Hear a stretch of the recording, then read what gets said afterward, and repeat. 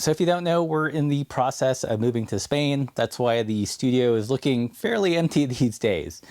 In the process, I've sold my Bambora, my Polyvalent, my Thai Bear Claw, and even my Hardtack.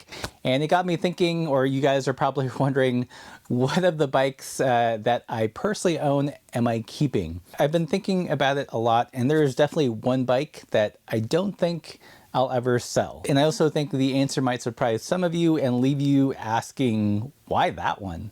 Okay, so to cut to the chase, the one bike I don't think I'll ever sell is the Rivendell Sam Hilborn. And I know what some of you are thinking, you've had access to all these really cool bikes, and that's the one you're not gonna sell. Let me explain. I first discovered Riv about 20 years ago when I was still living in Long Beach, and I just gotten into bikes.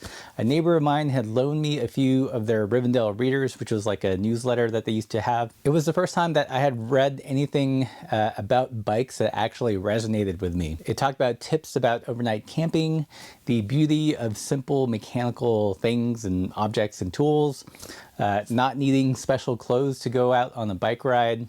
So if you haven't noticed, Riv obviously has been a big influence on me. But back then, you know, I was a few years out of college and I couldn't afford a Riv. It's a bike that I had always kind of aspired to having one day. In the 20 years since, and especially since running this YouTube channel, obviously, I've ridden a lot of bikes. It's been an awesome opportunity. And when I finally got a chance to review the Hilborn, I ended up buying it. And looking at the bike, it's not the flashiest bike. It's not the most modern bike. It's not the lightest bike, nor is it like the fastest bike. However, for me, it's the representation of a peak mechanical bike. Everything is transparent. There are no black boxes, no new standards to chase.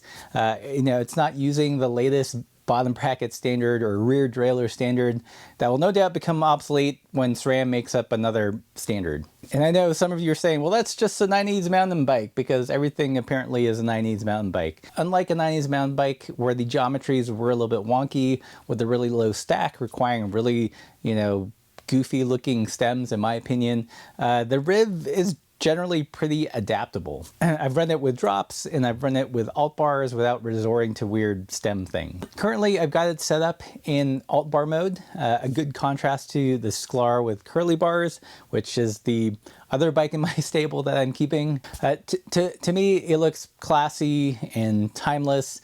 It's not trying to be anything else other than what it is. It has clearances for decent sized tires before, you know, that was a thing. Although most would scoff at it as a gravel bike, especially when compared to more modern gravel bike. It was sort of a gravel bike before gravel bikes were a thing. If anything, Riv has been the torchbearer for drop bar bikes with wide tire clearances and reasonable gearing, even back in the dark ages of the Armstrong years when it was impossible to find a drop bar bike with tire clearances. So to me, it's a bike that I feel most home at.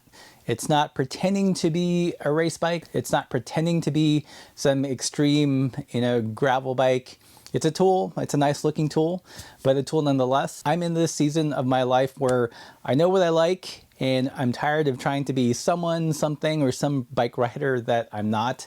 And I'm also tired of apologizing for it. So hipster bike, dad bike, whatever you want to call it, it's a bike that reflects my innermost sensibilities at the moment, insofar as an inanimate object can do that. For me, when I hop on it, it's just fun and it feels like me. Like I'm not LARPing or cosplaying as some other kind of cyclist that I'm not. So I get it. It's not to everyone's taste or budget. For some, it's too old school, retro grouch, hipster, whatever the heck that means. But for me, there's very little that you could add to it that would make any meaningful improvement. I mean, sure, you could put electronic shifting, but is that like a mind-blowing change? Probably not, or no, in my opinion. I do have it set up with tubeless wheels because I do appreciate that. Disc brakes, you know, I could take it or leave it. The pawls are plenty strong. Not to mention, we biked across the country with 300-pound bikes up and over mountains with cantilevers and rim brakes, so I know what they're capable of. And for me, I know that discs aren't absolutely necessary for the riding I do. So I'm not saying that it's the perfect bike for you, or you should go out and get a Rivendell as well. A lot of people mistake my bike and product reviews as endorsements or me goading you to buy things. You know, I review things that I'm personally interested in. I like to touch and feel things and see how they fit within the spectrum. At the moment, I don't think I would ever sell it, but you know, the saying never say never, because it feels like home. It feels like the platonic ideal of a mechanical bike to me. Peak mechanical. In a time when everything is changing and bikes are becoming motorcycles, it's kind of like a secure mooring in unsteady waters. And also, it looks so damn good. So I'm curious, is there a bike in your stable that you won't ever sell, that you feel completely home on, like yourself, like you're not pretending to be anyone else? Let me know what that bike is in the comments below. And if you like these vids, you know, join us on Patreon, help this content coming.